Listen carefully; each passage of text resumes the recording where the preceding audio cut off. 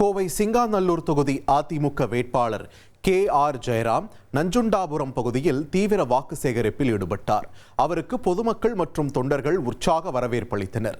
திறந்தவெளி வாகனத்தில் வீதி வீதியாக சென்று துண்டு பிரசுரங்களை வழங்கிய அவர், இஸ்லாமிய மக்களுக்கு அதிகப்படியான நலத்திட்டங்களை வழங்கிய ஒரே கட்சி அதிமுக தான் என்றும், வரும் காலத்திலும் கோவையில் சிறுபான்மையினருக்கான திட்டங்கள் முன்னுரிமை அடிப்படையில் நிறைவேற்றப்படும் என்றும் உறுதியளித்தார்.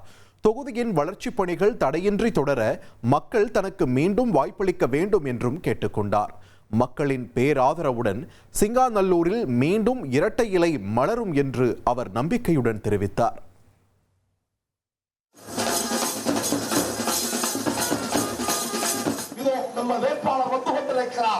இதய கிடக்குகளில் ஒளி வீசுகிற இரட்டை இலை சின்னத்தை காண்பித்து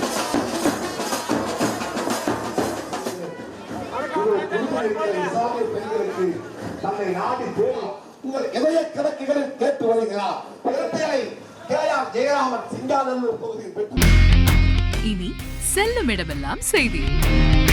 தந்தை டிவியின் வாட்ஸ்அப் சேனலை ஃபாலோ பண்ணினா செல்ல இருக்கும் இடமெல்லாம் செய்தி.